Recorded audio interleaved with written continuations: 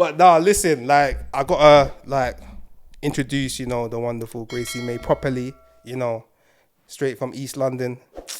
Come on, man, you know how it is. She's representing. Technically, like you're looking good as well. Summary as well. Appreciate you. Come on, man. You're looking great too.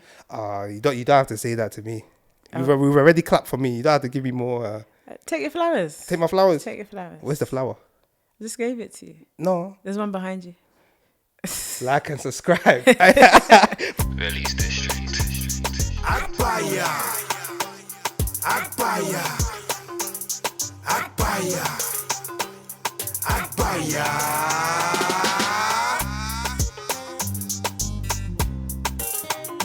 Cheese, come on, live in the flesh. In the flesh, we are live. It's the Agbaya Show. Make sure you like and subscribe. You're tuned in with your fine boy, Damo, Veli, Stanfield. Can I get a round of applause, please?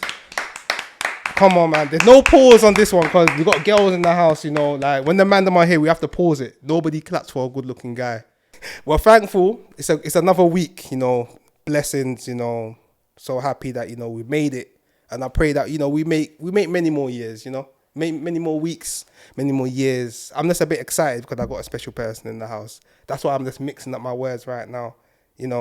She goes by the name of Gracey Mae. Come on. Hey, every time I think of Gracey Mae, is it that? What's that? Macy Gray. Gray. Yeah. So you did that on purpose? I stole her name. She stole my name. Who came first? She did. She's older. But yeah. Gracey Mae. Oh, okay. Because I was thinking Macy Gray. Even on the way, like down the stairs outside my house, on the way to the I tried to say goodbye and I joked. Yeah. Pause. I gotta walk away, but I stumble. Hey, try to. That's the part of that. Exactly. Yeah. Come on. That's your hero. You should know the song. My hero. Yeah. We just have the same name with a few letters swapped. So what you gonna tell me? Who's your hero? Jesus. And my mum. You know what? Okay, come on. God bless mum. I was just about to mock you and say, Jesus is my hero. But I thought that's a bit too, God forgive me. But no. Jesus is your hero, boyfriend, husband. My who? That's what people are saying nowadays. I said he's my hero. But nah, listen, like I gotta like introduce, the wonderful Gracey Mae properly, straight from East London. Come on, man, you know how it is. She's representing. Technically, like you're looking good as well. Summary as well. Appreciate you. Come on, man. You're looking great too. You don't have to say that to me. We've already clapped for me. You don't have to give me more. Take your flowers. Take my flowers. Take your flowers. Where's the flower? I just gave it to you. No. There's one behind you. Like and subscribe. But obviously, listen, Gracey, thank you for coming on. Nice intro. But before we move on to anything, I just want you to tell the people who you are, where you're from, and what you do. So my name is Gracey Mae. I am a music executive, which is a fancy word for saying I work in music. I've been in the game for about 10 years. Ooh. I'm a journalist, so I'm on radio and I write in print. I run a label service agency, which is basically an agency where you get what you would get if you were signed to a label. And I am a consultant, talent rep. I work with all of the music bodies. So I'm a voting member of the Grammys, the Brits, the Mobos, the BETs. Jeez. And yeah, I'm all about making Africa great again. Maga. Hey, you see, these are the kind of women, that I'm proud of, When I hear stuff like this, it's not that you're saying, not that you're saying that you do certain things. I'm not trying to discredit anyone's field of work, but you said so much in like 30 seconds. I'm just like, bruh, if you was my daughter, I'll be proud. Appreciate you, bro. Come on. Oh, that's said the friend zoned already. Like and subscribe. What's going on? Hello, hi. No, it's vibes. Obviously, it's one of them when you gotta let you get loosen up a bit, get comfortable and that, know. But obviously, Gracey, thank you for coming on. Thanks for having me. Oh no, not always. But we've got to move on to Agbaya of the week. Who that? Who that is? You know what? I'm gonna let the clip roll.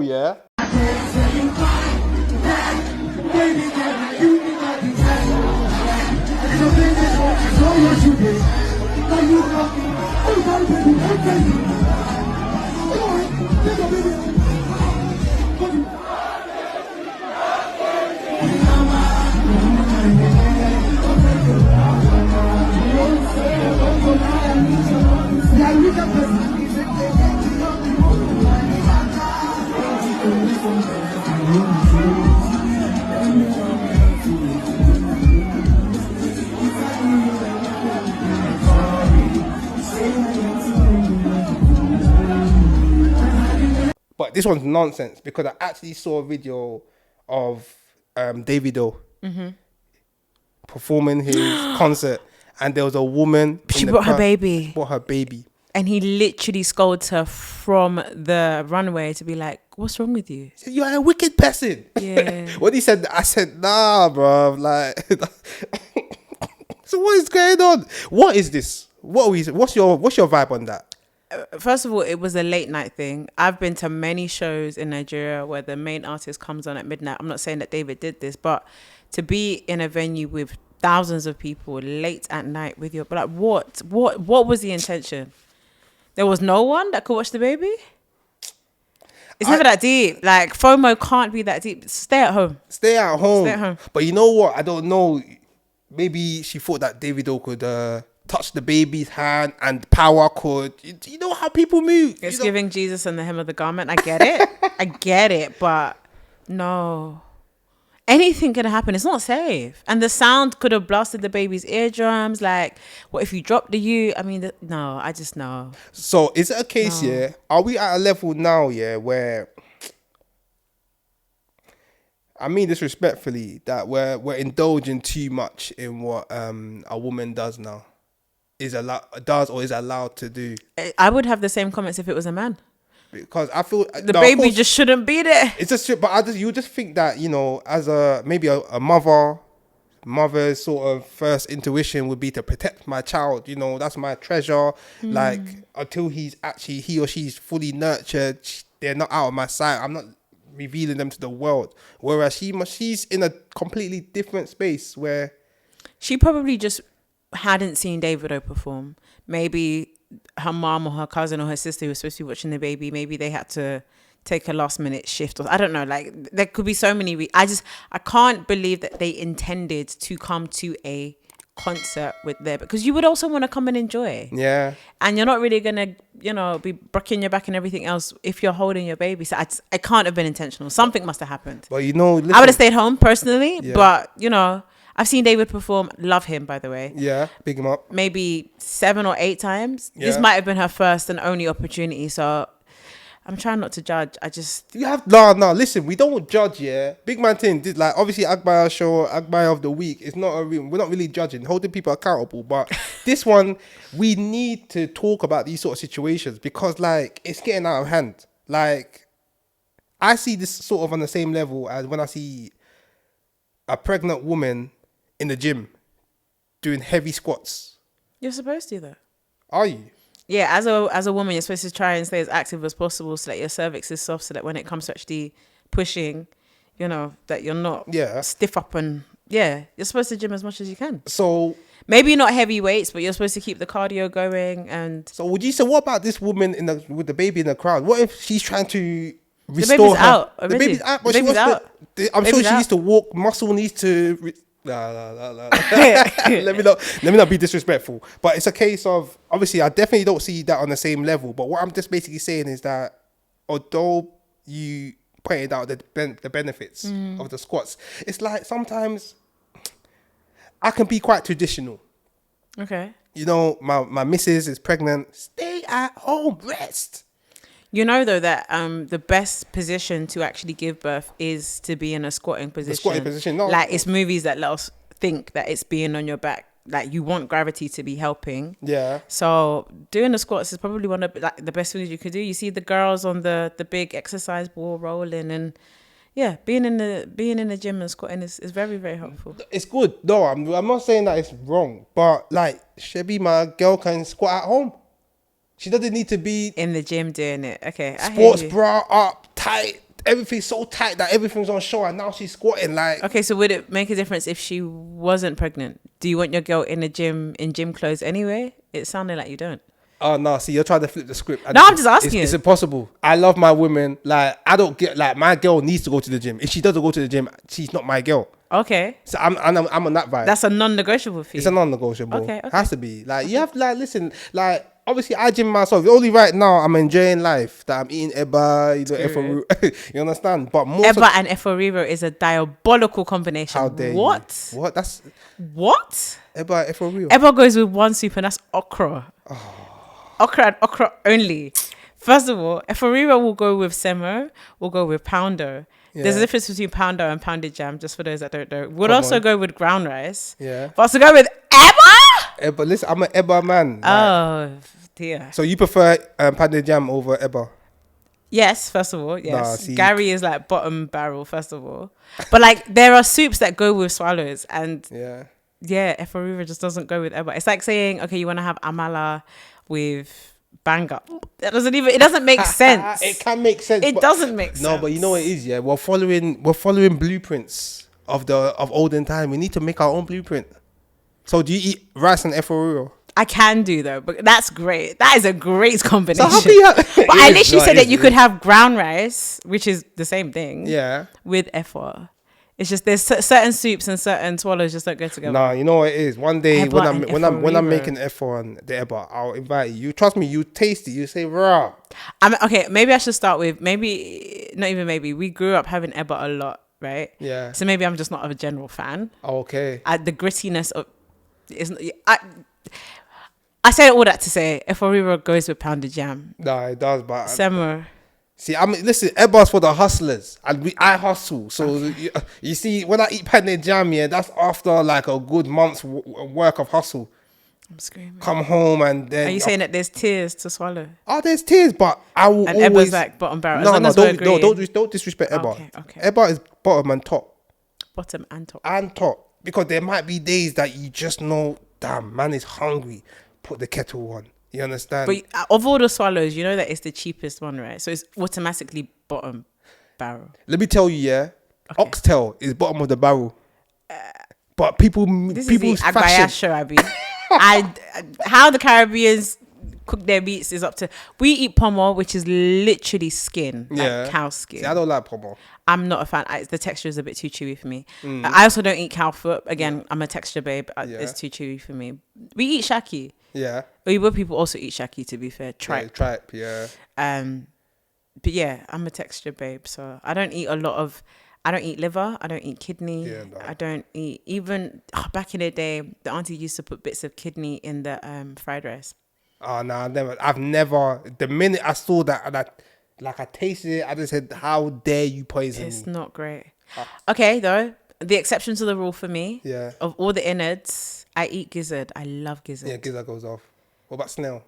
I actually really like snail. Yeah, I used to love snail. There's a place in Surulere called Ofada Boy. Do you know what Ofada stew is? Yeah. Do I know what? I'm just checking. I have a show called Agbaya Show, but you're expecting Just check. Okay, so for those that don't know, it's like ayamashe. Yeah. But you have the ofada rice and the ayamashe stew, and then they serve it with the best snails I've had in my life. Big, juicy. I miss Nigeria a lot. Listen. But this now, we're sorry, digressed from the lady in the concert. In the concert with her baby. Because I would like to see her in Surulere in that stall as well. Boy, you know, because I would speak to you and say, "Are you mad? That your baby, chunky baby that hasn't even been breastfed properly." I'm screwed. now the boy knows Davido. Well, Davido knows the boy too. Yeah. And the mama. They meant the way he was. Embarrassing. And you know what it is, I can imagine with Davido it's a bit mad because you know his situation, losing his child, and like looking at somebody who could potentially lose their child in a crowd. You know, let's say a stampede happened, anything could happen at that moment, and the child's just gone. And this is the thing, when I was watching it, I was like, okay, this is definitely a father of five. Like, I'm seeing him thinking about the safety. Because, I mean, we've seen other artists shout at fans, but it's usually because they're trying to, like, storm the stage. Yeah. This is probably my first time, or maybe they're fighting in the crowd. It's my first time seeing an artist, like, reprimand someone because of bad behavior. So, yeah, bless him. No, come on, man. Auntie, I don't know what you're doing. I'm going to make this short and sweet. Like, please, like, women out there, even men, like, clout is a dangerous thing, man. It's so dangerous. I understand you want to be in every function, every venue, every moment, but sometimes just, think about these sort of situations, man, because like big up Davido, but who is Davido? Like, your child is worth more than Davido. That's what I mean. I'm not saying he's nobody, but the same way he's probably... I'm glad you clarified, because my face was like, oh. Yeah, you're the figure. Please, don't let this guy cancel us. I'm not trying to get 30 BG on my neck. No, but it's just a case of like, for even Davido to even notice that he would have probably stopped his own show if that was his child. Said, no, listen, my child needs to get home, stop the show, da da da da da. So that's what I'm trying to get at, because it's like priorities, man. A couple months ago, I tweeted, everybody wants a village, but nobody wants to be a villager. And this week, I watched a video where Trevor Noah was basically saying that the cost of moving to like the West is community. So where you would have someone to like watch your kids or clean your house or do your hair like in your ends now, or like, I don't know, to do DIY around your house like a handyman. Now we've got apps where we are connected with random people that back in the day we wouldn't have had to pay. It was just like your local neighbor would have done it, or your friend would have done it, or your boy's sister or whatever. We're now paying for it. And I think this is an example of maybe she just didn't have community. Maybe she didn't have friends or family to rely on, because I don't understand why you would be in a concert with your baby. I'm trying to even believe you in what you said, but it must, because like, why else would you would want to have fun holding your baby in the heat with thousands of people heaving against you, against the barrier. It's not fun. Where's the father? Well, that's what I was also getting at with community. The father could even, the father could even be late night working at that concert that late, because it was late in the night. He could either be doing Okada, driving, or... But this is another angle, right? Maybe she thought that by having the viral moment and then, revealing herself, that maybe David would donate X amount of money, because everyone knows he's super generous. So, yeah, maybe it's I was going to say cash grab. But maybe it was an opportunity. It's an opportunity. And you know what? Sometimes looking from the outside in, we sort of rubbish the opportunity, rubbish the idea. But if Davido actually turned around and said, you know what, take this for the child, let me put the child in school, it's a win-win. Yeah. So, Auntie, listen, you are the Agbaya of the week, man. Agbaya! All right. It's quiz time, favorite time of the episode, where you choose between one or the other. Okay. Could be artists, could be food. Okay. It could be athletes.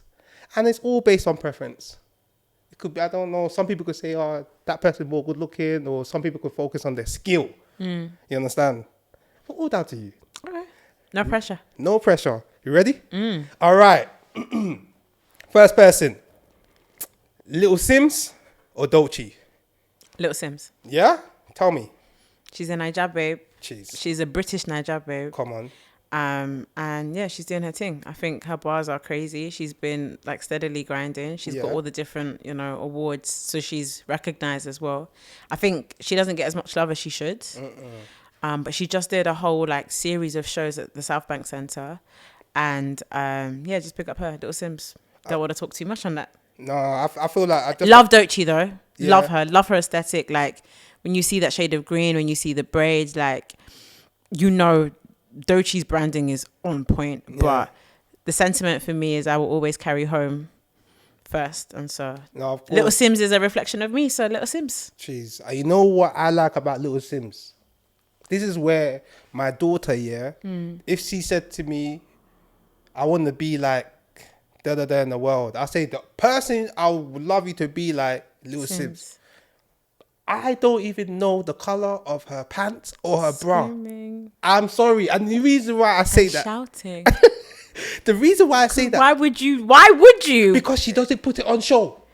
Right, okay. You understand? Got you. So that's basically why, that's the build-up. I'm now with you. No. Someone's like, where are we going with this? No, I'm happy you did that, because it shows you that, like, there are people out there who don't need to show. Yeah, you haven't got to show your skin to... And she's so talented. Yeah, so talented. I've looked at her, and I'm more attracted to her due to her intellect. Yeah. Her understanding of life, rather than her twerking.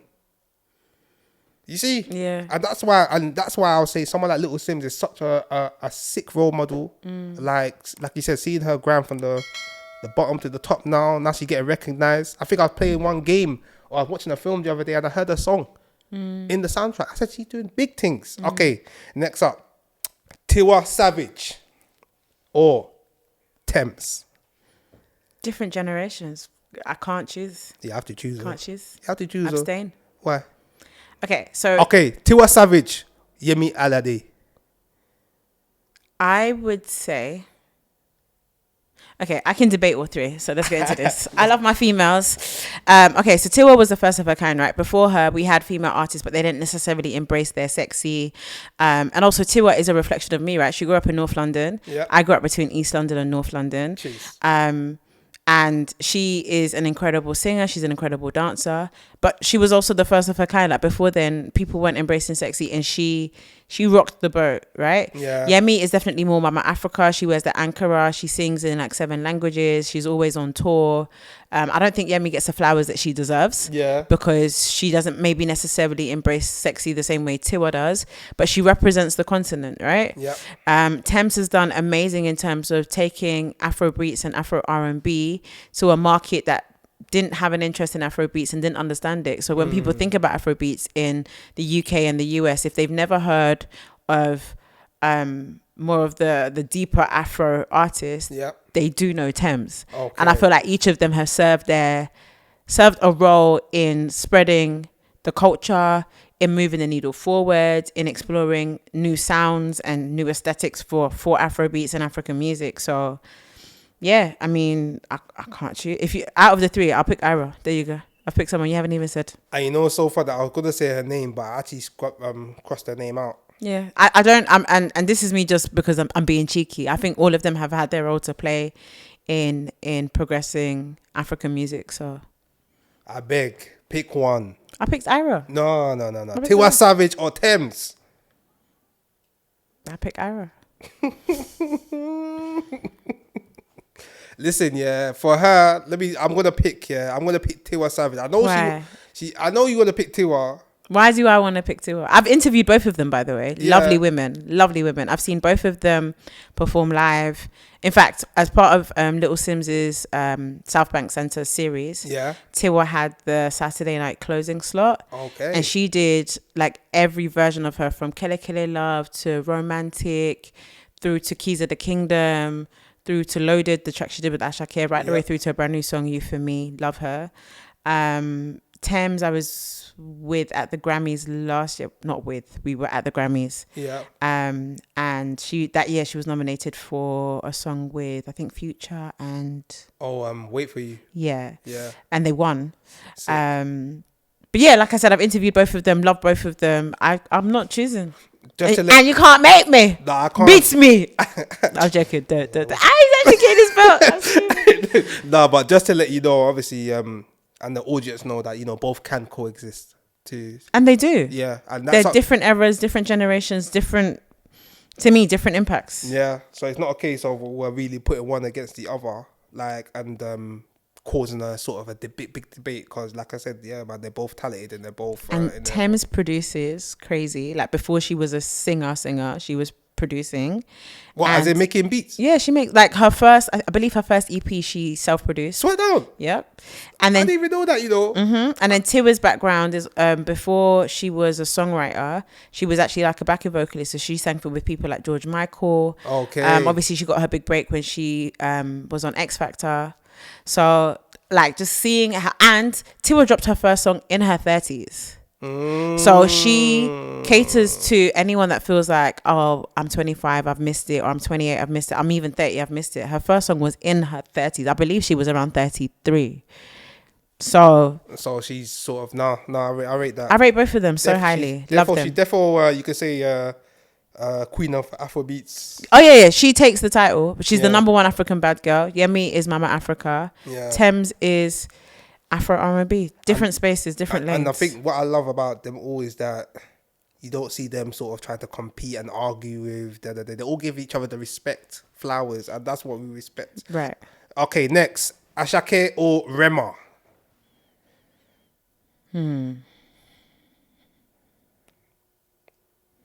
I love both of them. Yeah. I think what Ashake did in terms of the Niger piano sound, which is like, you know, taking the log drums and, you know, the percussion and the instrumentation. Niger piano. Yeah, because it's definitely not Amapiano. Amapiano is very different, but Niger piano, yeah. He has a very distinct sound. Yeah. For him to be able to, you know, do the arenas and do the shows and everything in such a short space of time. Proper. He's so talented. I met him actually before The Big Blow. So we were on set. He has a song called Mr. Money. Yeah. And there was a remix that had Zlatan and Peruzzi. I'm not sure if that song ever came out. I don't know if the remix came out. Maybe it did, maybe it didn't. But I met him on set in Lagos at the video shoot. Yeah. Very nice guy, very humble guy. The next time I saw him was when so I'm part of Oxlade's team, and we did a festival, or the same festival with Ashake, I think summer of 2023. Yeah. And Ashake was headlining, and we were like the ones just before him. It was us, Black Sharif, and him. And Chop Life Sound System, actually, which is Mr. Easy and DJ Edu. Yeah. And so we were all in the same like dressing room with Ashake's team and our team. And super humble guy, super chill guy, just a lot of love. Super talented guy as well. Yeah. And then with Rema, like to be there from the very beginning when he was doing freestyles in the car, like on my boulevard or whatever that song was called, like to see his progression, and then for him to have the highest streaming Afrobeat song of all time with Calm Down with Selena Gomez. Like, come on. And obviously he's in his evolution phase now, right? Going from that trapper that we know to the kind of Afro pop star to, I guess, the rock star that he's becoming. Yeah. So, yeah, I think, again, they occupy very, like, different lanes. Ashake was, I guess, a bit more trenches. Rema was a bit more pop. And now, again, they're both in a transitional phase. So Rema calls himself the Big Four. Stats wise, he's got the bigger song. He's also had the, I guess, more longevity, because we can say he's been in the game 5 to 6, no, maybe like 6 years. Whereas Ashake is at like officially at the 3-year mark, even though he's been in the game, let's say 10 years. So I said a lot, haven't I? He's a bear, man. I know I was gonna cut you off and say, Joe, give me the answer, but I thought, nah, you're in your field. This is your area, your industry. And I love them both. Yeah, no, I haven't interviewed either of them though, so they're on my list. I have maybe 6 people left. Maybe 6 people left that I really, really want to interview. We're gonna get into that in the main topic. And they're 2 of them, but so both, are we going with both? Both can coexist. They have to. You don't want to. They have to. Like, we have the big 3, right? Burna, Wiz, and David, and they're coexisting. They have different lays. They're championing different types of Afrobeats. Yeah. I think we need a big 3 or big 4, whatever you want to call it, for this generation, and they are definitely 2 of what I would count as the big 3 that are moving like this generation of Afrobeats forward. So yeah. 100. What about? I mean, I'm gonna put Shay Vibes in there as well. I'm a big fan of Shay Vibes. I love Shay Vibes. Love him. Saw him live actually at the Indigo 02 last year for the first time. Yeah. And his music is definitely Afro Adura. The band very much reminded me of like White Garment Celestial Church. I think he gets a lot of his intonation and cadence from there. I think. I feel like they're all like him, Ashake. All of them give it the celestial vibes. Definitely. Man. I would say though that he occupies a different space. Yeah. And as much as I love him, I think Rema, Ashake are in a lane and Shay's in a different lane. Yeah. Not to say that he won't get there, but I think in terms of like championing Afrobeats outside of Nigeria, Rema and Ashake are definitely at the forefront. Yeah. Love him though. Listen, the way I see it, there's enough money to go around.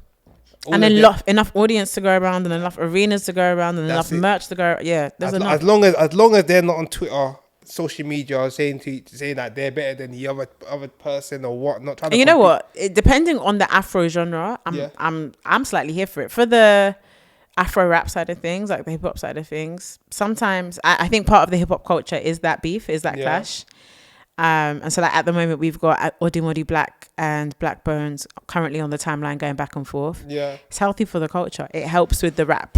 You see me, yeah, I'm quite calculated in the sense of it will be healthy for the culture if we spoke about it behind the scenes and said, okay, bro, man's going to hit you up on... But this is it. We don't know. It might be a PR stunt. It might be. I hope so, because the reason why I say it is because I'm just tired of just the violence between our people, innit? That's the only thing, innit? If it's healthy... Is Afrobeats violent? Afrobeat isn't violent, but I feel like anywhere where ego is... It's not productive, yeah. It doesn't... Like, you could... Listen, Funky House... I seen man that get punched up. Funky for me. Yeah, listen, I seen man that get punched up on the dance floor on Funky House. Where in the morning when I wanna be man them again. All right, focus. Oh, jeez, come on, songs of the choristers, come on. But listen, you're just getting me out of. Sorry, it's a quiz. Quick fire questions. Quick fire answers. No, I'm enjoying myself now. I don't even know if I want to just do the quiz no more. I want to talk to you now. We're having vibes. Okay, let's go. I'm challenging. No. Oh. We'll do that after. Mary J. Blige or Mariah Carey. Oh, this is the first time I've actually said "oh" like that. Geez. Wanna be with you, gotta be with you, need to be with you. I love Mary J. From like 411 days. Like I'm a 90s baby. Yeah. So, but then Mariah, the Emancipation of Mimi album. That was on loop in my yard.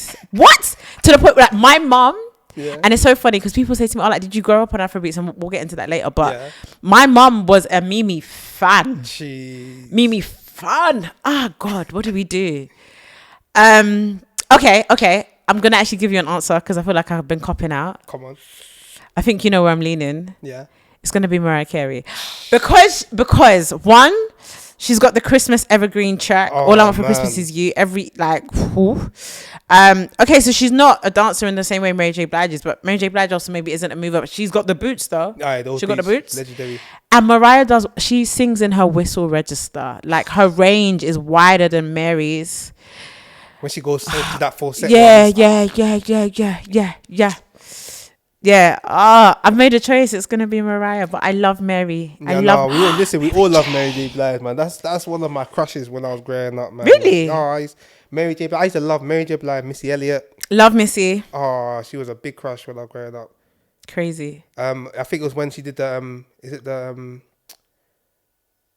Pass That Dutch video? Pass That Dutch. It's when she started losing weight, but we didn't know that she had that lupus. Yeah, we didn't understand that she had the condition. But at that moment, I was like, I said, Missy's looking sweet. And obviously, I think it's aligning now, talent. Everything's making sense. The big lips. Obviously, respectfully, I'm just loving my women. But screaming and shouting. But sorry, my favorite era of Missy was I Can't Stand the Rain. That was my Superfly, yeah.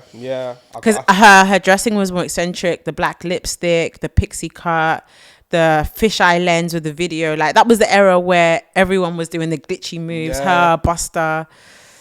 Yeah, no, I'm a huge Missy fan. No, definitely a big huge. And I've been like, if you put on Get Your Freak On now, I know every single lick. What? Listen now, I'm the hottest girl. I tell your mother what? Y'all can stop me now. Listen to me now. I'm less than 20 rounds, and if you want me hip hop, I'll come and get me that. Jeez, like and subscribe. Come on, man. Like and subscribe. Come on, the last one. We ready? I'm scared. Jeez, be scared.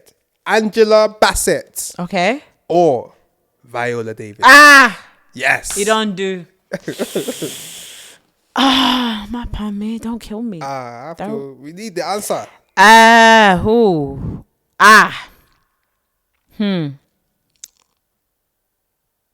Both are incredible actresses. Very incredible. Viola, though, is like actually, she says we shouldn't call her the Meryl Streep, the Black Meryl Streep, but she's done TV. She's done film. They both have, to be fair. I don't even know. And then Angela Bassett, just I know this is going to sound corny, but just off of Wakanda Forever. I don't know. I never watched How to Get Away with Murder because I'm not a watcher. I'm not a visual person. I'm more of an audio person. Okay. So that puts them on an even playing field because that means I don't watch TV and I don't watch movies really. I'll watch music videos. But But it's going to be for me.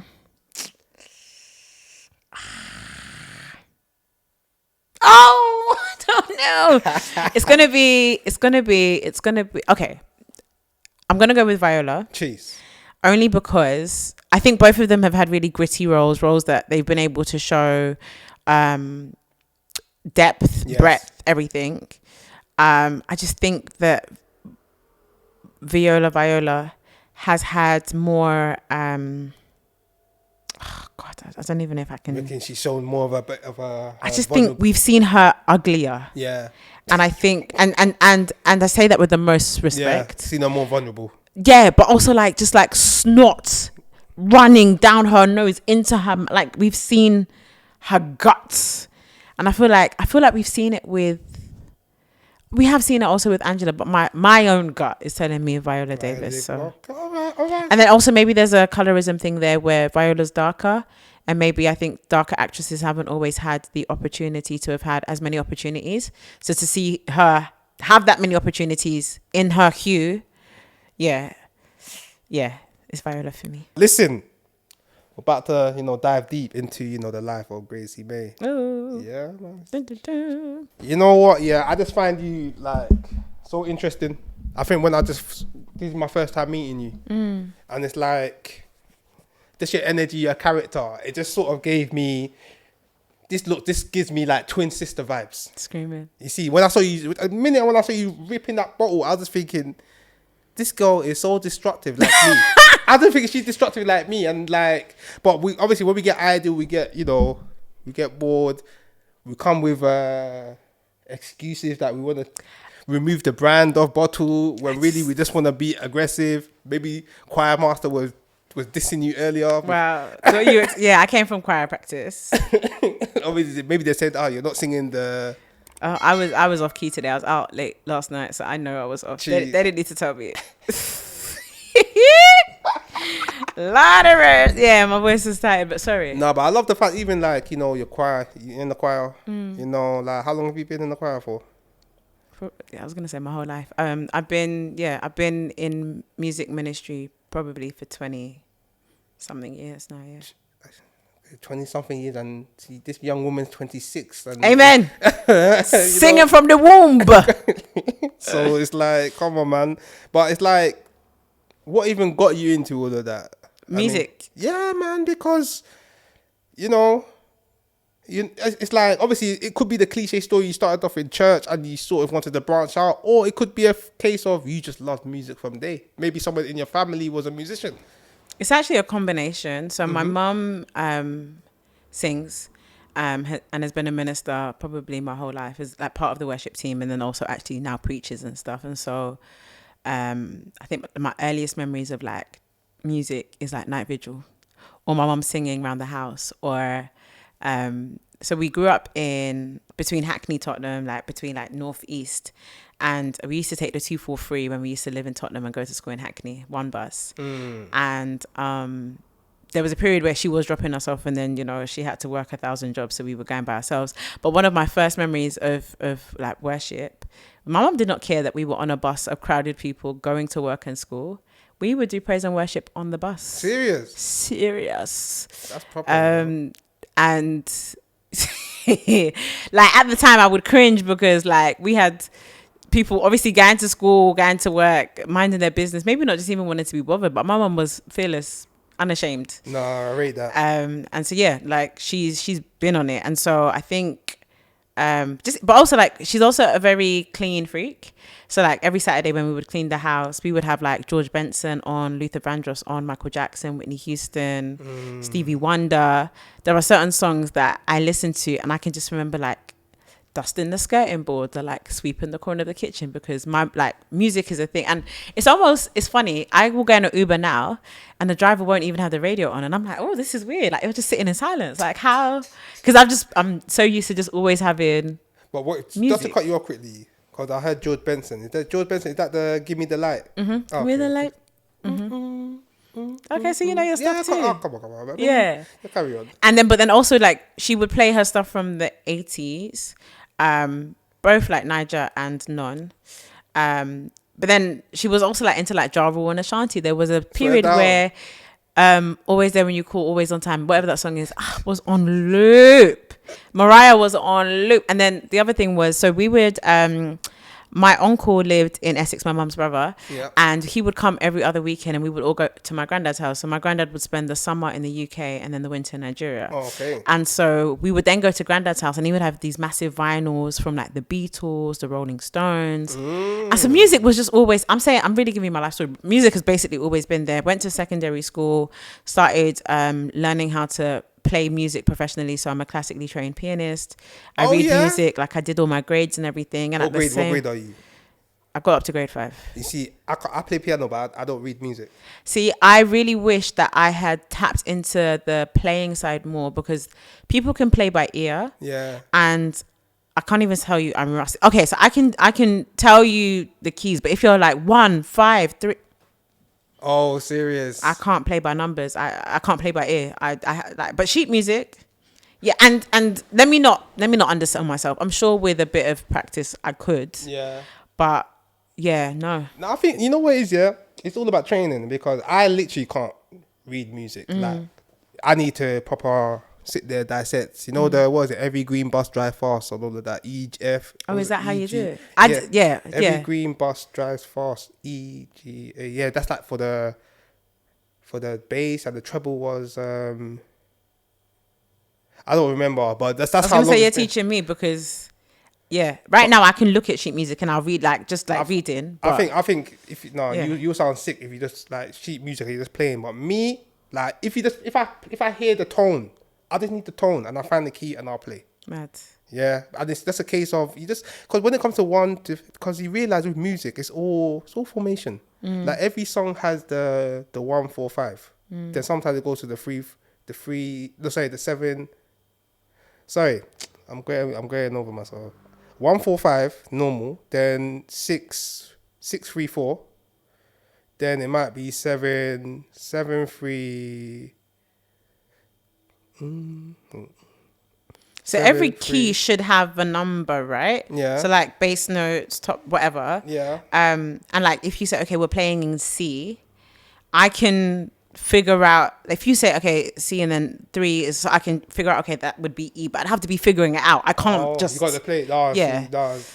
But sorry, I said all of that to say that even in primary school, we went to performing arts. So I was in ballet, I was in tap, I did hip hop or street dance. Dropped all of that though when I went to secondary school, and at the same time was then pretty much in like, I'll say full-time ministry. I was ministering, like I was in church 5 days a week at like 13. Because I was in the youth choir, I was in the adult choir, I was in the youth worship team, I was in the adult worship team. On top of that, I was in sign language, I was in dance. Sign language? Yeah. So we had a deaf community in our church. Our church was pretty big, one of the mega churches. And so... That's proper. Yeah, I can say, hi, my name is Gracey. And I know some other signs as well, but I'm very rusty because it's been a long time. How do you tell the people to subscribe to Agbaya Show? Is it sign language? So I can spell hold on. Oh my gosh. Please don't misspell. No. It's so it's really. Don't be offensive. No, at all. Actually, I can teach you. Yeah. So sign language is really simple. You have, this is British Sign Language. American Sign Language is with like one hand. British Sign Language is with 2, but it's A, E, I, O, U. Okay. So it's all the vowels. Yeah. So your thumb is A, E, I, O, U. Yeah. B is like binoculars. So this is the sign. B. C. D. I told you what E is just now. What is it? E. Yeah. F. Swear down. G. H. I. J. K. Pause. L. M. N. O. P. Q. R. S. T. U. V. W. X. Y. Z. So Agbaya, I was trying to spell it. So it's A. G. B. A. Y. A. Jeez. But I don't know. But so I can spell it, but there's obviously a sign for it. I guess Agbaya would be like old man or irritable man or like annoying man. I don't know what that would be. But Nigeria is this. So N is that. Yeah. So M, N. And Nigeria because of like tribal marks. So that's the sign for Nigeria. So swear down. Yeah. Oh, that's disrespectful. Africa is this. So the shape of Africa. But yeah, I can teach you more. Who made the sign? Yeah, we have to. But who made the sign for that one? I don't know. Nah, I could tell you. fam. But then, okay, for instance, the sign for church is this, because back in the day, you would know it's time for a service because they would ring the church bell. So it can't do. So this is not even church. No, I don't even think that's. Because if a man came and said to me, "Bro, are you going to church?" I'll say, "Bro, do you want to get punched up?" Screaming. Don't ever. But listen, the only sign I know that is quite universal is Hungry. there we go. That's so funny, because if you do that on your heart, that means sorry. Thank God I don't do that. I just tell me I'm hungry, B. You get me? There's no sorry over here, man. No, I'm joking. Wow. But yeah, that was my entry into music. I mean, I qualified. I studied to be a lawyer. I decided that law wasn't for me. I wanted to do human rights. And around the time that I was supposed to, go and do my training contracts and stuff, that's when the UK cut legal aid. So legal aid is like a fund where if you can't afford a lawyer, you could basically get representation at discount or for free. Yeah. And a lot of my, or what would have been my clients would have needed access to that because, okay, long story short, I did my dissertation. If you are locked up without a charge, the max you can be locked up for is 22 hours on just on a normal case. But if you're a suspected terrorist, it's 3 months. And in 3 months, you can lose your livelihood, you can lose your accommodation, you can lose everything. And so I was really like, this is so wrong, I'm going to save the world. And then I realized that a lot of the people that would need my services wouldn't have the money for it. And I tried different types of law. I did commercial law, I did family law. And I was just like, actually, this is not really about justice, it's about what you can afford. So speaking about what you can afford, yeah, because like... And so I left law. That was the end of my story. Gone. Oh, because I would like to say that, surely lawyers go off budgets. So almost like if you go and get your hair barbed, right? Or you go and buy some clothes. Yeah. Lawyers have their fees. Yeah. And so like if they need to write you a certain type of letter, it comes at this type of cost. Or if they're going to review your case, it's going to come at this cost. If they're going to represent you in court, it'll come at this cost. And so... you wouldn't come to them and say, okay, my budget is okay, what can you do for me? They would listen to the needs of your case and they would be like, okay, you would need this, this, and this, and it's going to cost you this. So basically, it's just a case of mentally, you're writing up all the fees, the rates. But also like the firm, because most lawyers who work in a firm would have their rates. So in the kind of your heart, you could actually cut the cost to say some of these... You would, but for an industry that wouldn't necessarily work, right? Because you'd be undercutting your colleagues and your competitors, and then it makes the price of everything become cheaper because you're lowballing, and then everybody comes to you, and then they're gonna have to then decrease their price because they want clients too. And I think across the board, there's like a budget. Lower end solicitors and barristers cost X amount, middle this amount, high end is obviously as far as you can go. You see, in this life, Have money, but in this life there's a cure, but everybody is pricing it out. But this is the same with photographers, videographers, hairstylists. Yeah. The base price or the average price is dictated by the average, like what is the average that everybody is charging. And so once one person takes it up, everybody has to go up. But if one person takes it down, then everybody has to go down. And also for the amount of years you're in school, the amount of reading you have to do, obviously you're getting your money back, and it makes sense. And also like if you end up not catching a case, which is usually why you want representation, or if you're able to escape jail time or whatever it is, it's usually worth the cost. No, of course. The opposite would be locked up, they won't let me out. Anyway, I say all of that to say that I realized that it wasn't necessarily about justice or fairness, it was about what you could afford. And so I was like, okay, if it's about money, let me go to where I think I will make more money. And for whatever reason, I thought that was entertainment. And funny enough, I mean, you're going to tell us the story, but funny, I feel like you're doing very well. I mean, God has been good. The way you come across, you speak very well, your decorum, it shows that you know how to apply yourself in the industry. So you're not basically a doormat. You're not a pushover. You're quite streetwise in the industry, right?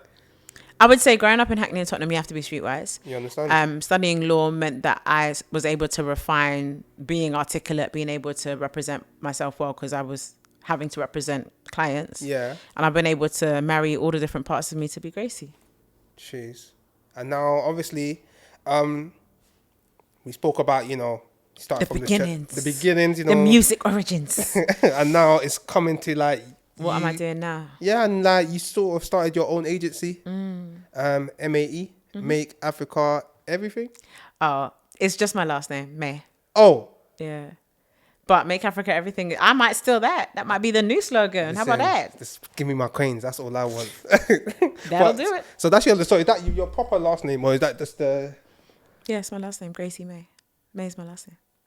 your? It's an abbreviation. Okay. But yeah, it's my last name. Okay, cool. And it's like, come on, it's big stuff, Like it's hard to sort of say that you want to make Africa great again, and know that it's basically sort of like an uphill task, because you need to bring so many people together, try and get people to sort of think on your sort of level, your wavelength, alignment, and sometimes maybe there might be challenges in that. And what were some of the challenges you faced? Yeah, so May is a label services agency. We predominantly work with independent artists that need the services you would get at a label, but without being signed. So the benefits of being at a label is obviously you get an advance and you get upfront money. But not just that, you also get things like A&R, you get branding, you get PR, you get marketing, you get product management, you get project management. You even just have a sounding board to be like, okay, this is what I'm planning for the year. You get like consultancy. And so we offer all of that. And actually, even though independent artists are our primary audience, we also work with majors that maybe don't necessarily understand African music as well, or want someone that understands it more than they do. And so, we've worked with majors like Universal, Island Records, where we have worked with their African artists for their rollouts, and it's been an amazing journey. I launched the agency 6 years ago. We have a team of 10 now across Abuja, Ibadan, Lagos, and London. Sick. And we've worked with literally so many artists in terms of amplifying their music.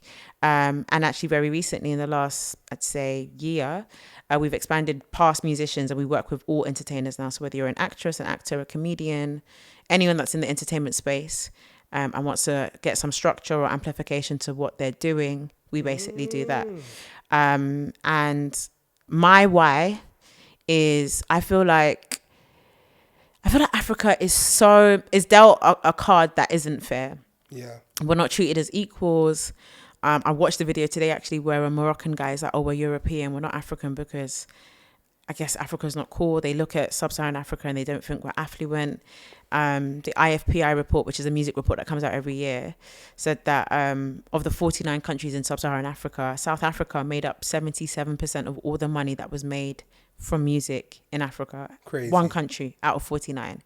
And so, there's some truth to it.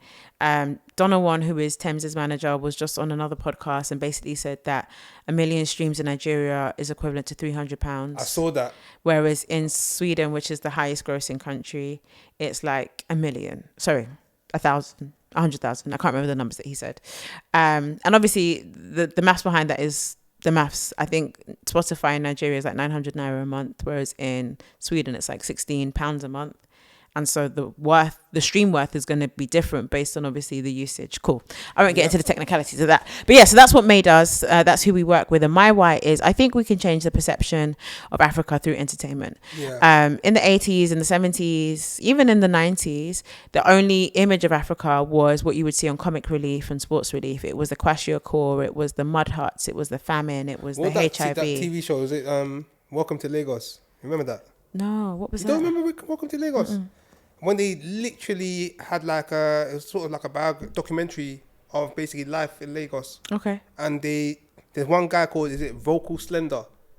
Oh my days, this is legendary. But they just basically showed the lifestyle. But to everyone else who weren't from Lagos or Nigeria, they thought that it was just slums, just ratchet, just ghetto. You understand? Until you go to Nigeria, you realize there's actually more to... Right. You understand? And this is why I feel like media and entertainment is such an important vehicle in terms of changing the perspective of Africa, because one, now the phones are in our hands, right? So we are showing what life is actually like.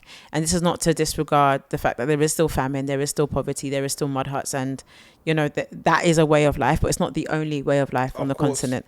And so my why is, if I can change the perception of Africa through entertainment, then I can support with attracting more investment, tourism, and all of that makes Africa more self-sufficient, because if we're able to generate funds by ourselves, we're less reliant on the West. If we're less reliant on the West, then we're able to have laws in place, and we're able to protect our assets, so like our minerals, and we're able to just have more autonomy. And if we're not having to bow down to whoever else dictating what we should be doing on the continent, it's just better for all of us. And I think the way to get to the masses is through media, which is why I work in entertainment and media. So it's more than just making somebody's music popular or somebody's film popular.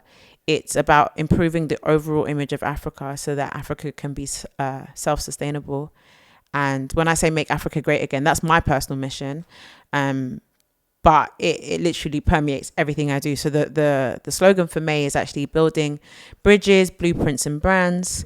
And so yeah, I've said a lot, but that's what May does. No, keep talking. That's it. That's what May does. It's interesting. It's legacy. You gotta tell the people that we need to protect you, because like you're trying to make Africa great again, and when people are making Africa great, you know what they do to them people. Yeah, they get Thomas Sankard. So you understand. So taken out. Yeah, and okay, so the context to why I'm so passionate about it is May, as I said, is an abbreviation of my last name. Yeah. And my last name is Ibo, my father's Ibo, and my surname means death cannot kill, literally translated. And the only thing that death doesn't kill is legacy. So my last name, name means legacy. Ibo. So I have also I'm entrepreneurial. I do like a good coin. I do get the bag, but generally you're a bad boy. You understand? I'm Igbo and Yoruba, please. We don't do tribalism out here. And to be honest, I'm a Pan-Africanist. I'm here for Africa, full stop. Come on. So whether it's bongo flavor in the East, I'm a piano in the South, whether it's Busaphone, which is the Portuguese-speaking Africa, or Francophone, which is obviously French-speaking Africa, I'm here for us being self-sustainable, full stop. Come on. We need autonomy. We need ownership. We need to make our own rules so that we are in positions of power. And again, the way to change mass perception is through media and entertainment, and so that's why I do what I do. So I want to ask, because that is sick. Inspirations, like I don't know if you answered it as you were talking, but with my monologue, sorry. no, listen, I love it. I love when people talk. I'm a great listener. You are. Thank you. I try, and it's like I'm learning, and I feel like there must be some inspirations you sort of encountered on your way to trying to make Africa great again. Like, what were they? Who were they? Honestly, there are so many key examples and people that I find inspirational. But I think my why and my drive is, without making it spiritual, is spiritual. Okay. I think being born here and growing up in the UK and thinking I was Black British until I had a moment where I was like, oh, hold on a second, I'm actually Nigerian, just born and bred here. It made me passionate about why was I so distant from that identity? Why didn't I want to claim my Nigerianness? Why did I want to use Gracey instead of my Yoruba name or my Igbo name as an example? And unpicking that in me was like, oh, okay, well, there's stuff to unpick and stuff to unpack. But actually, some of it is external forces telling me Nigeria is not cool. Some of it is the boogeyman stories of armed robbers and kidnapping and whatever else they used to say when we were growing up. Or the fear of being shipped back. The other part of it was obviously being in the UK. When I grew up, the dominant Black culture was being Jamaican, not even Caribbean. Like, I don't know that I knew that many Bajans or Trini. I knew Jamaicans. I grew up in Hackney and Tottenham, and I knew Jamaicans. And so I think there was also an identity thing there of wanting to assimilate into the dominant Black culture. And something in me had to, I don't want to say had to break, but had to be like, okay, what's really good? 100. And when I found out that, okay, it's because there was maybe a shame or a fear, or there was a negative connotation with being Nigerian, I had to sit with that. And when I realized that it's because I didn't have that many positive examples or positive stories or positive anything. Yeah. I was like, okay, no, we need to change that, because there's clearly lots that's great about home, because it is home. Yep, 100%. Why don't I feel like that? And it came back to media, stories I was fed. I was only really experiencing my culture at church or at weddings or at naming ceremonies, or when I was eating the food, but it didn't feel enough to be Nigerian. And so, yeah, now I hold it with my full chest. So one of the reasons why we have Africa Grammy is because I went to the Recording Academy with 10 other people, and I was just like, we need something that represents us. And I think that journey of unpicking who I am, why I am the way I am, what do I stand for, meant that I'm now in other rooms where I can be loud about what matters to me, because I've taken the time to understand what matters to me. Yeah, you put yourself pretty much at the forefront. Like, not many people would do something like that, because sometimes that can be a sort of like a character assassination. 100%. Blackboard. 100%. But no, you know what it is, yeah? It's crazy because, it's a case of growing up, being Nigerian, African wasn't cool. You can imagine going to school, you smell, all these sort of things. Somebody struggling to speak, maybe there's an accent, we're making fun of them, to the point now that people don't even want to say they're Nigerian, because remember when people say African bum cleaner, all these sort of things, boo-boo, all these things. It was kind of crazy. You know what's so funny to me though? Because, so my school was like the school of the estate. Yeah. And the only white people in my school were the teachers. Oh. We had like 2 Turkish people, because remember my area this is before a lot of the Turkish people came in. So I never got the African booty scratcher, not even from the Caribbeans. I remember there was a girl called Makeda. She was Jamo. She had dreads even when we were like 6. Sorry, I should say Jamaican. I don't know if they like Jamo. But like it was, I don't know. There wasn't that. That's why I asked, was that your experience? Because I was never on the receiving end of boo-boo or... we got it. And remember, because I moved from South London to Kent. So it's like... Okay, that's where you would have... Yeah. I would like... The first time I called a nigger was when I moved to Kent. Wow. You got to remember, like, growing up in the ends, nobody would ever say something like... If you ever heard something called nigger, like, you're getting rushed. Yeah. You're getting handled. But obviously, when you move to Kent, it's a different playing field. Yeah, you're in their area. I'm in their area. People are driving, you nigga. And I'm just like... That's so funny, because when we moved to South, RA was definitely still a thing. Yeah. RA are the guys that killed Stephen Lawrence, rest in peace. And the RA stands for a racist attack. Yeah. Yeah. And they were racist and they were attacking. It's crazy. It was a culture shock. It was a culture shock. Because like I said, going to church, it was all black people. Going to school, it was all black people. I think, like I said, my only experience with white people, well, we have white families, so let me not say my only experience, but my frequent experience with white people was just people in authority, which was like teachers and maybe feds. Yeah. But yeah, so coming to, I don't know if I can do this. It was a lot. But one thing I'll say, Gracey, is that when moving there, I kind of preferred that. I preferred fighting against racist people, because I felt like there's more to the cause than me being in the end and punching up a black brother because we're screwing each other. That's basically how I saw it, because when I moved to Kent and I saw all the racist abuse and whatnot, and we started fighting back, and then on top of that, I'm seeing, as we're getting racially abused, we're still getting moved to by black brothers in the same ends. Like, where you from? Man, I ain't seen you before. And you're just like, bro, man, just being racially abused. You think I'm going to empty my pockets for you? Big man. Move, man. And it's one of them ones, when I grew up, I started seeing that there's a bigger issue out there. Mm-hmm. And the bigger issue is that we are all ignorant. Like, we're all mad ignorant. Like, there's so many problems. We're so naive, and we want to fight the smaller battles because we're scared of fighting the bigger battles. See what I'm trying to say? See what I'm going I also with this? think poverty creates a scarcity mentality, where, like, for most of us that were either came here when we were young or whatever, we didn't really choose where we lived, right? Yeah. We went to the cheapest, most affordable place, or wherever the council put you.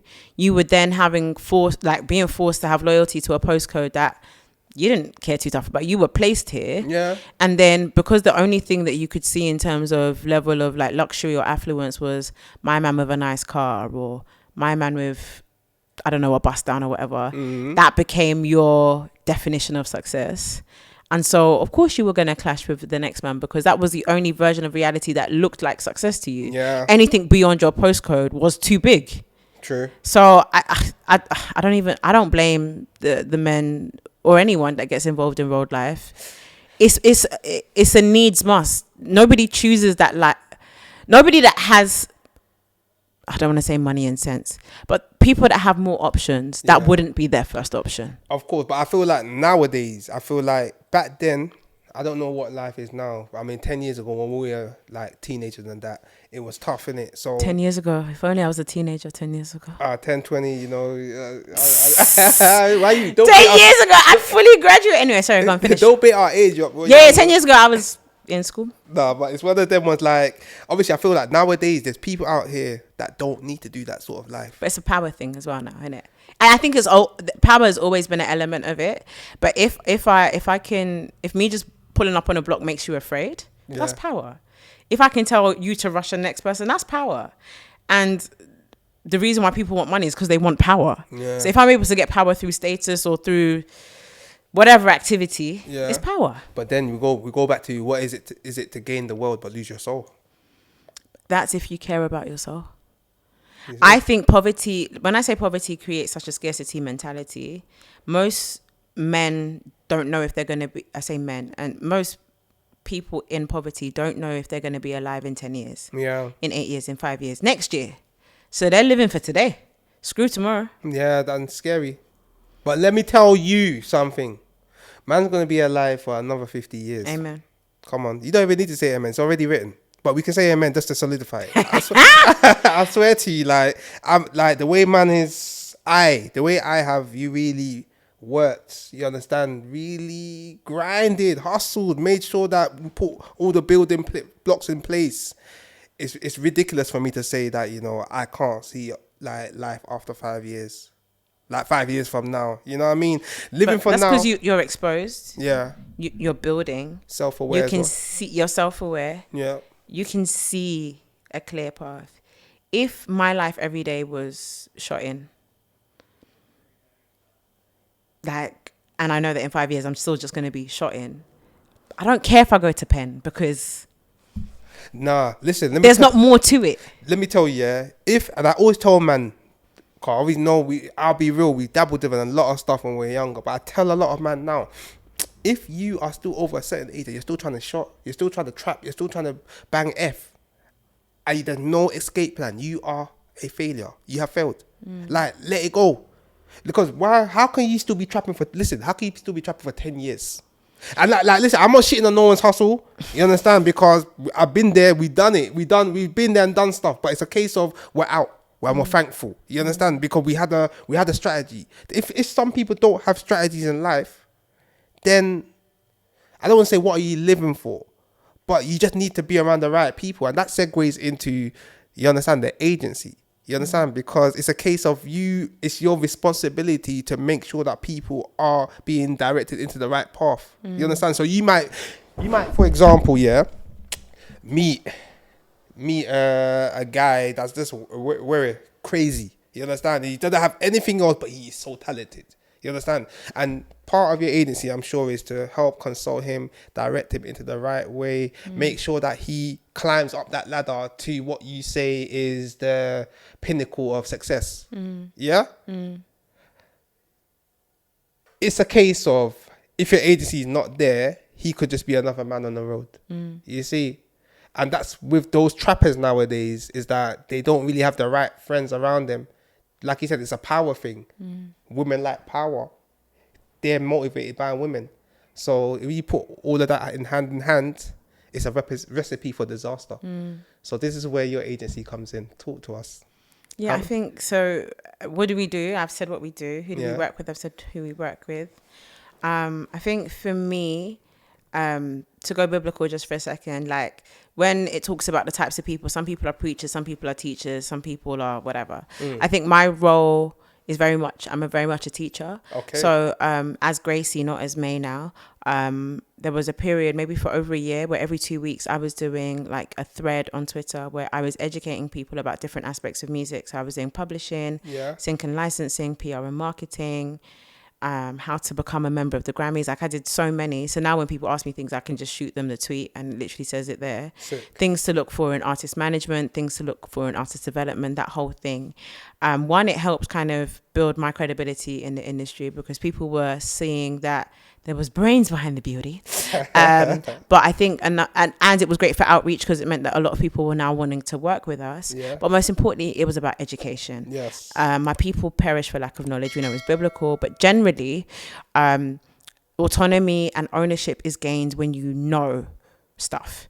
You are able to be more valuable when you know stuff. And I think that a lot of Africans were signing rubbish deals, were doing rubbish rollouts, were looking for their personal gain and maybe not the gain of the community or the culture because of lack of knowledge. They didn't know what they were signing. They were signing away rights for forever and things like that. And so I was like, okay, it's my duty and my responsibility as Gracey to share what I know, because again, when I was coming in, I said earlier that there weren't many females in Afrobeats in media that, in fact, I can think of one lady, Wise Toller, who would plug artists to come onto my show, but I can't say that anybody sat me down and mentored me or said, Gracey, this is the path, walk in it. There were people like Shopsy and Smade, who obviously Smade, being the amazing promoter that he is, when he wanted to promote his shows to move tickets, his artists would come to my show, and actually him and Shopsy were a huge engine that helped me. So like at this point in time, I've interviewed over 300 people, and in my early years, they were one of the most frequent people that would plug artists to our show because they were trying to push their show. We needed the content. We wanted to interview guests, so it made sense. Yeah. So that's Gracey. My role was to teach and to help people have access to knowledge. As May, like I said, we're building bridges, we're building blueprints, and we're building brands. And it's that. If you don't have a bridge, you don't have access to something, we'll give you that. If you don't have the strategy or the structure, we do that with the blueprints. If you are a singer, but you're not a superstar, if you are an artist, but you're not a household name, we build brands. And building brands is around repetition. It's around having something that's identifiable. It's about filling a gap. It's about so many things. And so as May, part of the reason why we expanded past musicians into entertainers is because I could see across the board that there just wasn't that. Like, there wasn't that. There were people that were using colors, so they were good at visual identity. There were people that had a sound, but they didn't have a brand. And why do you need a brand? All right, the difference between somebody picking up a Samsung and an Apple, not because Apple was any more technologically advanced than Samsung, it's the brand. People have bought into the brand, the status of the brand, the use of the brand. Why can artists like the band still host shows, award shows, still sell out arenas when his musical prime, let's say, was at least 5, 8, 10 years ago? Because he built a brand. That Coco Master brand is something that people are bought into. You become a one-hit wonder or a flash in the pan when you don't build a brand, when you focus just on looking cool. You don't focus on the artistry. And so that's where May comes in. We build brands. So how do you sort of like deal with, let's say, like you said, a artist that's sort of like a flash in the pan, and you're trying to sort of sustain the longevity of that artist's career, but you realize that this might be their peak and they're never gonna get higher than that. Yeah. How is it a case that you're still trying to find new ways for them to turn into, or is it sort of like you're just like, maybe we just keep them in that sort of field, make sure they just be the best in that field while we focus on another artist to possibly rise above them? There's so many things, right? Like, what is their objective? What's their purpose in life? It feels like a deep question, but actually, if they just want to have revenue coming in, but they don't necessarily want to be a top 10 artist, we can pivot them into being like a sync and licensing artist. That's someone who makes music for movies and TV. Or we can pivot them to being a touring artist, where they would just make money from like having a healthy catalogue and frequent shows. Or we can say, okay, you were you had your 15 minutes of fame, but actually people now know you for being more of a personality, so we can get you more like hosting gigs or interviewing gigs. Or actually this person was known for their fashion, so let's see if there's any fashion deals. I mean, Pharrell has become the creative director of Louis Vuitton, not necessarily because he was the most fashion forward rapper we ever knew or producer we ever knew, but because he had built a brand that was like, okay, we knew that we could trust him with fashion. Yeah. And so you're looking at how to diversify.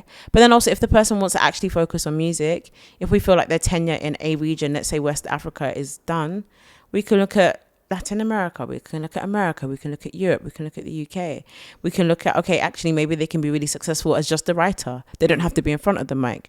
Or as an A&R. So A&Rs are people, the artists and repertoire, they look after artist development, they look at pairing producers with writers, writers with singers, singers with other singers. And so if you are a singer that has had a healthy career, you should know enough people in the game to fulfill that role. And so, yeah, it's really like, what does the artist want to do? Is it profit? Is it fame? Is it both? And can we achieve that with what they have? The answer sometimes is yes, sometimes it's no, sometimes it's maybe. And, you know, just hearing, like, obviously, everybody wants to hear the yes, isn't it? But it's like, you can imagine, is it sort of like, at times heartbreaking, and when you give them that harsh no, that listen. I mean, it can be, right? But we have so many artists, especially in this TikTok era, where their song blows way past them. Yeah. And then their brand or their artist persona is trying to catch up with the size of the song. And so that could be a pathway of, okay, you've gone viral. We now need people to know your face. And when they know your face and they fall in love with your face and your brand, then they're going to fall in love with everything you do, which then means that any music you release after that would then do really well. That's one conversation to have. It's not a no, it's just a not right now. Another conversation could be, actually, it was a TikTok song, it was a moment, let's look at remixes, let's look at other ways to make that moment last longer. And then there's other times where it's like, okay, thank God that you had that moment, because 99% of people that sign record deals don't release anything. And let's see how we can capitalize the new eyes that you've got on you in another way. I like the way you've really sort of given me so many options to choose from. It's never enough. I don't think I would have been able to give people that. I would be like, listen, bro, it's either they like you or they don't. Which one? If they don't like you, yeah, you might have to go back to working in Tesco. I'm sorry. You know, there was there. So the fact that you're here, you know, you sort of put all the infrastructure to your agency together properly, and it's just it's amazing, because you gotta understand, like, and I love it because I hope it doesn't sound chauvinistic, but it's like when I see black women doing so well in industries, doing so well, I know it sounds cliche, but it's like, in a world where obviously the world has started to favor women now, but in a world where, you know, it could come across that you're being undermined, like you got to show maybe people might say you got to scratch their back for your back to be scratched or whatnot, you know, all these sort of things. And the fact that you seem to be doing the right things, it's inspirational, Gracey. Appreciate you, bro. Oh, these bro, they're still friend zoning me. I'm trying to listen. Wow. But you know what? Speaking Speaking of the friend zone, for the people out there, you're single, yeah? Who said? It's a question. Oh, I don't know. You're asking me a question. Are you single? Me, I am. Okay. Are you single? I don't know. Like and subscribe. You know, these people. I don't want to cause no trouble. You know, the husband might be watching, and obviously, blessings to the husband, because Gracey's doing amazing. Like, you know. Why is anyone else getting credit but the Lord Jesus? I told you at the beginning, Jesus is your husband. You didn't want to claim it. Well, okay. Well, okay. Moving on, yeah.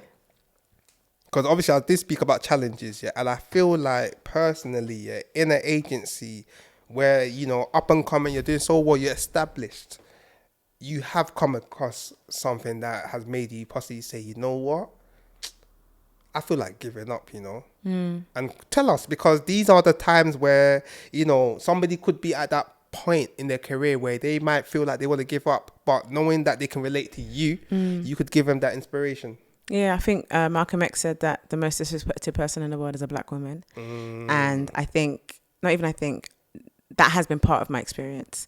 You know, whether we're talking about music or whether we're talking about Africans, there's an intersectionality there where you assume that the woman in the room isn't of value. So there's been instances where, you know, I've been the person in charge and a man will come in and they will greet everybody in the room and I'm the only female. They won't greet me. Maybe they presume I'm something else. And then they ask a question and everyone's like, oh, you have to ask Gracey. She's in charge. And then suddenly their demeanor changes. Oh my God, I'm so sorry. I didn't see. Sorry, you saw me. And that is, you know, chauvinistic, misogyny, whatever you want to call it, patriarchy. There's other sides where you're in a room and, you know, you are asserting a point and maybe you're even passionate about that point. It's well within your right to be. Of course. And it's not even the angry black woman, but it's just like, oh, she's doing too much. And that's the second example of a challenge. I think another challenge has been waiting for like a cosign, if you will. People have asked me why I haven't worked at major labels, because, you know, saying that I work at a major label would maybe validate my experience or my knowledge. Of course. And that's on the journalism side, that's on the May side.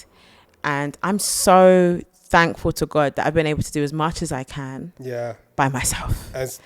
Like, I'm not going to sit here and say, okay, I don't want to be on national radio. That's always the dream. Yeah. I don't want to sit here and say that, you know, if the right deal came across my table at a major, I wouldn't move.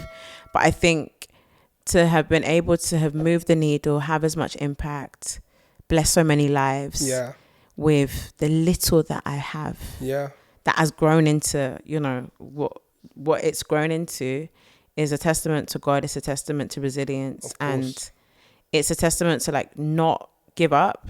I think they say build it and they will come. Literally, that's been the story of my life. Of course. Because if I was waiting for, let's talk about radio, if I was waiting for that demo to get signed up at National, or for me to be offered a show just off the back of my content on my interviews, if I was holding my breath, I would have died by now. With the majors, it's slightly different, right? On the May side of things, because I could have applied for roles, and roles have been offered that I haven't taken. But I think for anyone that is feeling stuck, you just need to figure out your why. I've come here and I've told you that my why is to transform the PR of Africa through media and entertainment, because it will then lead to more investment, more autonomy, and more ownership. I can summarize that in a sentence. If you don't know your why, you will feel stuck. You'll look back and you will minimize the things that you've actually done really well. If you don't know your why, on days when people are telling you, Gracey, you're doing too much or too passionate, you will be like, oh, maybe they're right. And so my thing is, challenges have to come. You're not going to know a victory until you've been in a war. Jeez. Right? But you have to know your why. What you say? You're not going to know a victory unless you've been in a war. Deaconess Gracey is in the house. Prayer warrior. Come on. And actually, on the topic of prayer, this year, I've taken Jesus so seriously. So in the last year, I've lost about 35 kg. Since the start of my fitness journey, it's been about 40 kg. I've taken myself seriously. And not to say I didn't take myself seriously before, but I think with building the agency and building the career and, you know, being part of different people's teams and consulting and everything else, I was always putting everybody else first. I was putting the culture first. I was putting my clients first. I was not putting me first. And I woke up literally Monday makes a year since I started my weight loss journey, like was super serious about it. And I was like, I need to do something for me. Jeez. And that was physically, that's spiritually. If you go on my Bible app now, my Bible streak is, I think, 180 days. That means I've been in the word every day for 180 days without skips. Hearty hallelujah, bro. Come on. And it's not to come on here and preach, but I think when you preach, you have to. When you take yourself seriously and you reserve some stuff just for you. So even the question you asked me before, there's some stuff I need to reserve for myself for my own sanity. But I also think it helps with your why. Yeah. Because when you're like, actually, music and entertainment is my job. It's not my everything. It's my job. When I want to turn it off or shut that laptop or put my phone on D&D, when I don't want to go to a festival or a club or a studio session, it's my job. I'm passionate about my job. I love my job. I wouldn't trade it. In fact, I have options to trade it. I'm choosing not to trade it for right now. I think it just helps with balance, you know. Go outside, touch grass. I think it comes across like that. It's just like, I feel like it's kind of, I relate to you in terms of just even being here, studio, podcasting, meeting so many people, talking every day, every week. It's like it comes like it's part of life for me. It's therapeutic. Just Very. being able to speak, listen to people, and then just help uplift the community. Like be there for people that that weren't there for me when I needed them when I was younger. You see, like come on, like we grew up as I always tell my story. We grew up as a rapper. We were rapping, we were producing beats. We were ahead of our time. Like we did so much stuff, but it's a case of whereas I didn't have the right people around me, the right investments. There was a lot of things that started getting motivated by money, women. You just start getting into beef. You start all of this sort of stuff before you realize it. Raw, like if I just had that person that could just help direct me. And the things I did have some people that were trying to direct me, but you're young, you're ignorant, all these sort of things. Growing up in the ends, you want to be the guy. You understand? And sometimes when you are the guy, where people know you, oh, damage job, it's like, okay. Is that your tag? Sense. Yeah, that used to obviously a damage job. Then we moved to Damo. Funny enough, people think Damo is my actual name. I thought it was like a Yoruba. I thought so. A lot of people think it's Damilola. No, I thought it was actually Damola. Damola, no. That could make sense, but no, my Nigerian name is Aderayo. Aderayo. Yeah. Come on, man. Crown of joy. That's what it means. Mine is Folashade. Folashade? One of them anyway, which means crowned in glory or crowned in wealth. Jeez, come on. Like and subscribe. Well. Like and subscribe. We're making sense now. But obviously, it's a case of we just want to make sure, like you said, you want to make sure you make Africa great again. The same way I want to make Africa great again and make this our community great again. Yeah. I feel like our community is so uninformed, so misinformed. You understand? And it's a case of we're the sort of like I don't want to say pioneers. We're sort of like what's the word? We're the surgeons. Okay. Putting all the pieces together, repairing the damage. Because there's so much that we've been divided and conquered in Africa. Literally. Somebody's saying, I'm Nigerian, I'm Ghanaian. We're all the same. But we just and that's what conquered. I said, I'm a Pan-Africanist, right? Because when they sat and did their conference dividing up Africa, they didn't do it by tribe. They didn't do it by people. That's why, as an example, right, you have Fulani and Hausa people in Nigeria, Togo, Benin, Ghana, Burkina Faso. Like, they didn't care. And so I think we have been distracted with nationalities. Yes. We've been distracted with, God forgive me, religion. Yes. We've been distracted with money. We've been distracted with when I went to Singapore in 2018. Yeah. Singapore is as old as Nigeria, but they are so technologically advanced. They have infrastructure that is better than London. Like their subway systems, their road systems. Like it felt like a hot London. And I'm like, okay, cool. They don't have the population of Nigeria, so that's something to definitely bear in mind. Yeah. If you believe the stats were anything between 200 to 250 million. But if we look at things like internet penetration, 44% of Nigerians have internet. In Singapore, it's in the 80s and the 90s. Crazy. We're the same age. We got independence in the same year. What's the difference?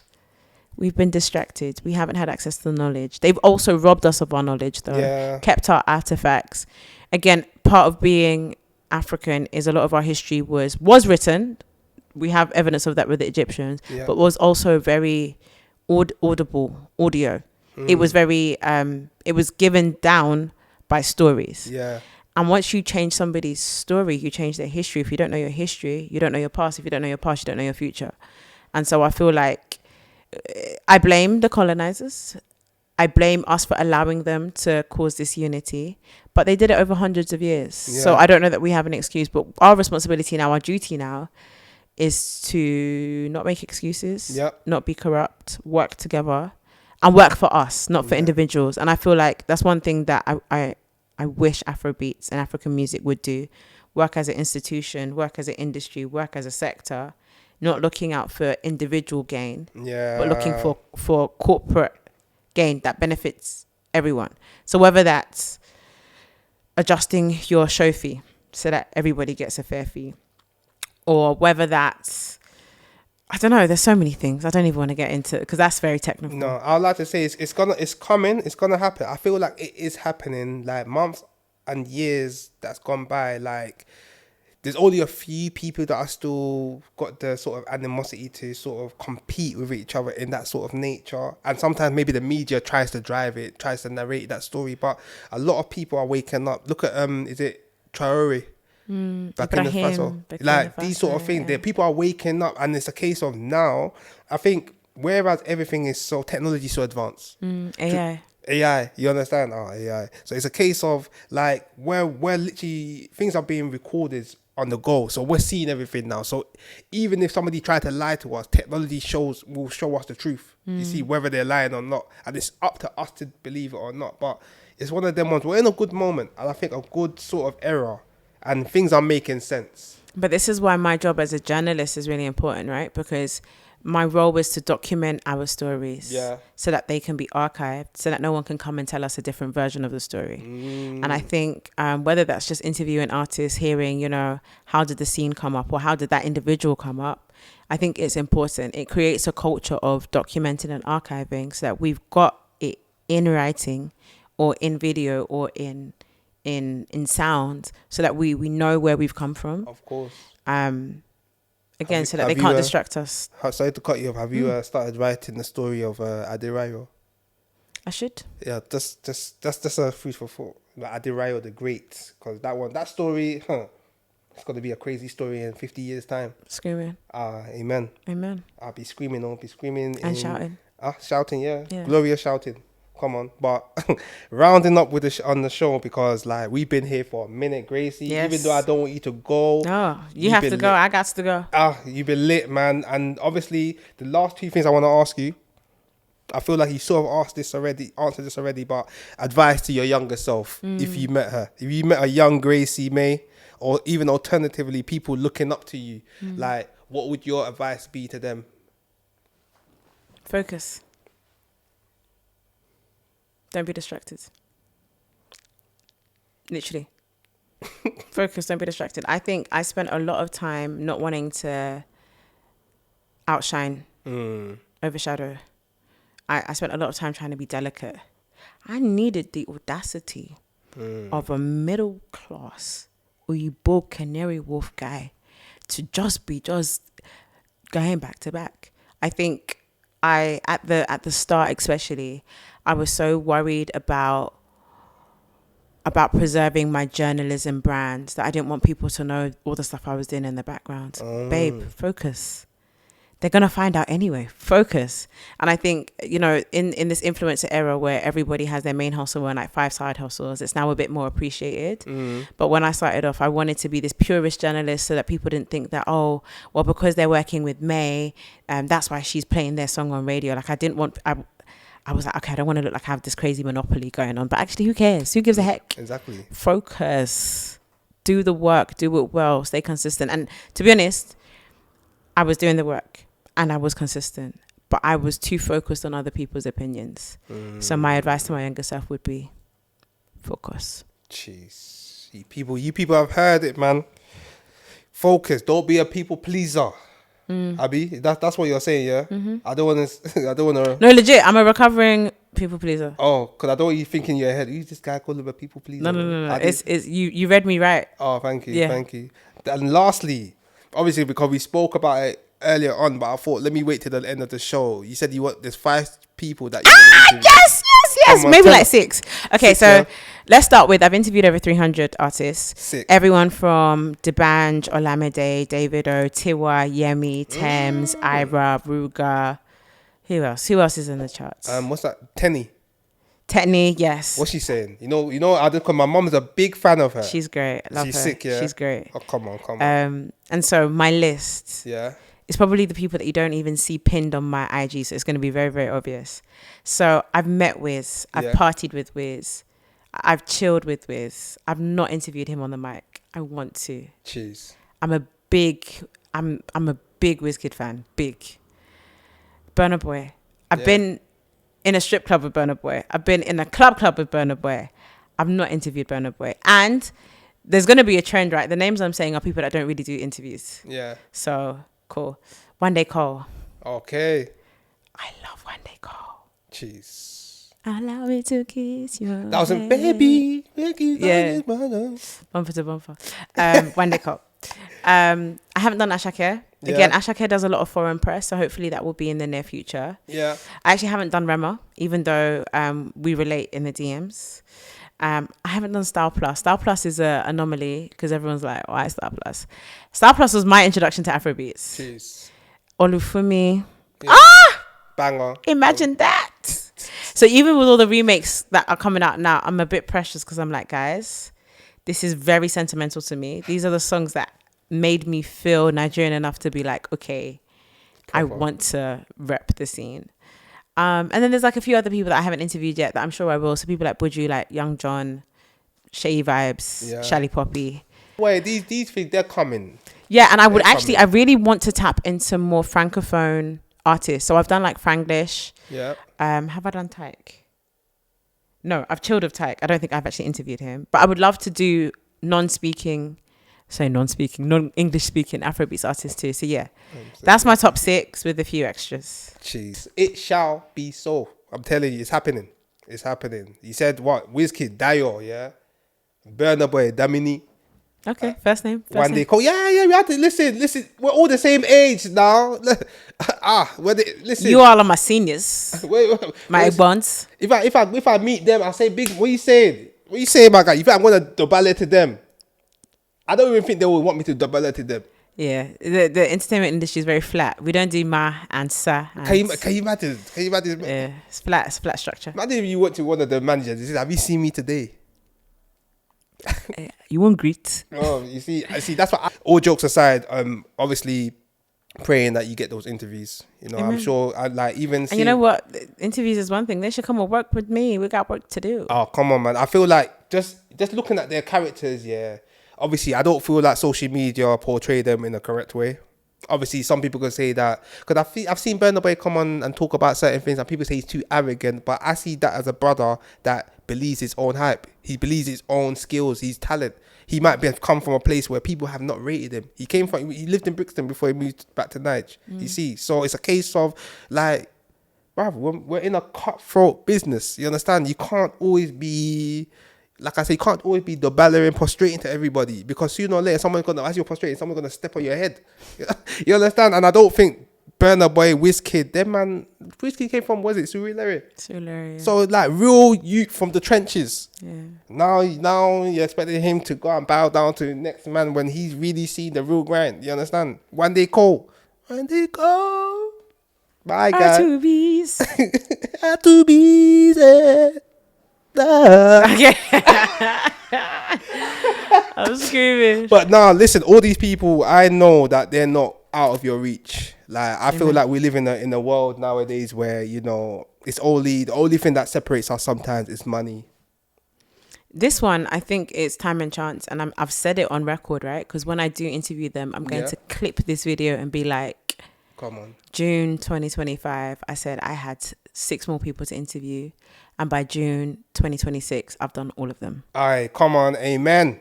Listen, Facts. they're all gonna watch this episode anyway. So just you people, just round yourself up for Gracey anyway. Still, but Gracey, listen, it's been lit.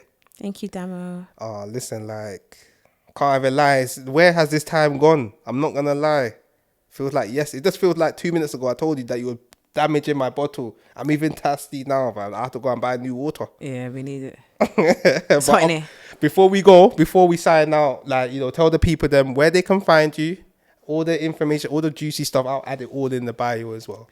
Yeah, so I am on all social media platforms _Gracey Mae. So that is TikTok, that's Instagram, that is Twitter.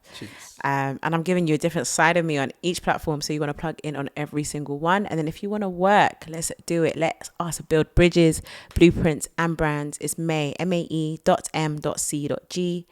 But it's in my bio. So _Gracey Mae on everything. Find me there. Jeez, obviously, editor, make sure you put all the details in the thing. Gracey, you have been lit today. Thank you for coming on. Thanks for having I'm not even me. gonna lie, I am privileged. Like I just feel like you're so the maturity, the professionalism, like everything is just making sense for you. And I and I know that your agency is gonna do well. Amen. I know it's gonna be one of the leading agencies in the next few years. Amen. And I know that there's a space for me there when I need to come and bring my Yes, camera so wow. to. come on. Jackamalo. So they won't come on my Agbaya Show. Come on my new episode. We're out. Like and subscribe.